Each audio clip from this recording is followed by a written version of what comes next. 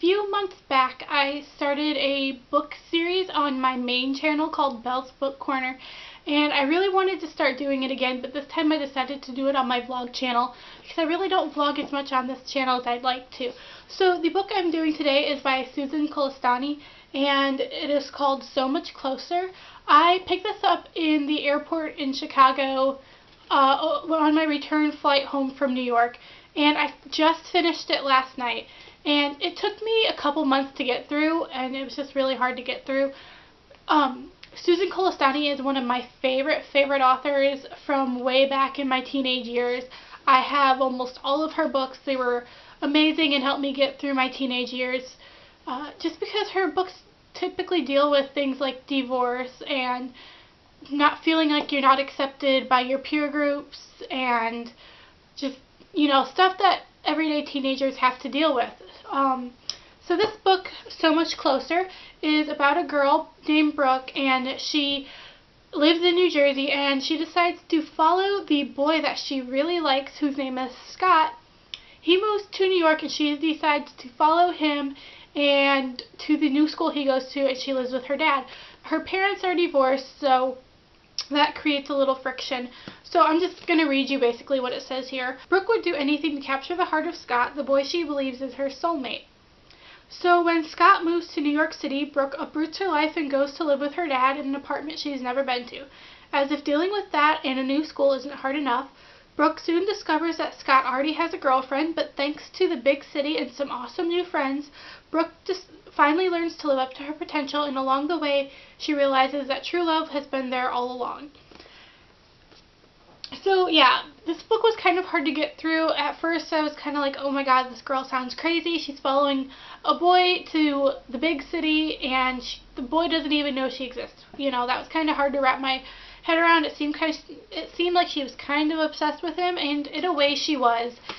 And eventually she realizes that once they finally do get together, it's not all that it's cracked up to be, which, typically, who hasn't related to that we've crushed after a boy, and when they finally take notice of us and we start dating, the relationship just isn't what you think it is, and you build up all these expectations about a boy, and it's not what you thought it would be. So eventually, they break up, and she realizes that she likes this other boy that's been in her life once she moved to New York. And so it's a really good book. I didn't particularly relate to much of it, but in the last few chapters, I'm trying to find it. So there was this paragraph that kind of stood out to me, and it just kind of made me question, my past relationships, and I thought that was really cool. I think we all, let's be real, as girls, we date guys that are really bad for us sometimes. Or we do, and we change who we are when we're dating with them, and I've personally gone through that. So here's a paragraph that kind of stood out to me. It was right near the end. Here's the thing. I could spend the rest of my life chasing that amazing feeling I had every time I was even thought of Scott. Physical attraction that strong is addictive, and knowing what kind of magic isn't just a fantasy And knowing that kind of magic isn't just a fantasy makes me want to find it again. But being with someone who makes you a better person? What about sharing my life with someone who adores me as much as I adore him and can always count on, who helps me find my way when I'm lost? If I could find both physical attraction and emotional support with one boy, it would be perfect. But it has to be one or the other. The choice was clear. And that just kind of stood out to me and made me think, wow, you really don't need to find a guy who all it is physical attraction, and there should be more to a relationship than just, holding hands and kissing and stuff like that. So this was an okay book, but I did like the whole, realizing your full potential. Brooke doesn't really know what she wants to do with her life. She's a junior in college. She doesn't know where she wants to go for college. She doesn't know what she wants to do for a job. And she kind of just doesn't even try in school. She just kind of gets by. She's actually kind of a genius, as it turns out, but she just doesn't do the work in school, and she kind of sloughs off, which I think we've all done. So I loved the idea of finding your true purpose in this book. I loved the whole dealing with issues from your family because the parents are divorced, and it does come to her and her father do have a moment where they really delve into the issues that are affecting their family, and she confronts her mother, who always is constantly putting her down, and she confronts her father for having an affair, which I think is something that a lot of people in today's world have to deal with because it happens so much. And I like the idea that Brooke finding her true friends and finding her purpose and true love, well, possibility of true love. But it was just kind of a superficial book, and I really struggled getting through it. I think I'm just getting to the point where I need something that's a little more complex storyline than just a love story like this. I think it's not relatable to me anymore.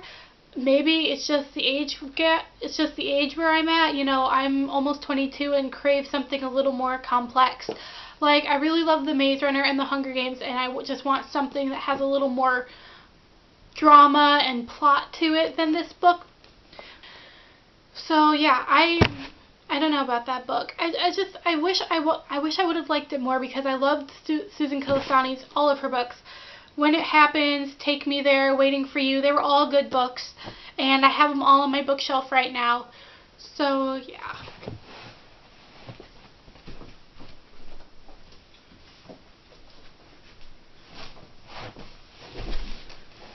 Okay, so I have 2 more books, and I haven't begun reading them yet. Hush Hush, which is by Becca Fitzpatrick. I also picked this up in the airport in Chicago a few months ago. I haven't had the chance to read it yet, and it was only $4.99, so I thought I would pick it up. Little did I know it's now at the public library here in town, and I could have read it for free. So yeah, I've heard some good things about it, and every time I see it in the store, I'm kind of like, ooh, I wonder what that's about. I was attracted by the cover. So yeah, and then the other book I just picked up at the library yesterday, and it is Match. I haven't read this either. It was at the library yesterday, so I thought I'd pick it up. People have been raving about this book for a while now, and it's about a girl who basically in the future they match people up with their perfect soulmate, and you only get one, but this girl, when the computer matches her up, there are 2 choices, which is typically impossible usually. So I thought this would be a good book to read, so I will probably do another book corner for those. And yeah, I hope you guys kind of enjoyed this. Sorry if it's kind of rambly. And I really hope you guys enjoyed the series. I really want to try to bring it back. If you have any book recommendations, please let me know. And I will see you all in my next video. Bye.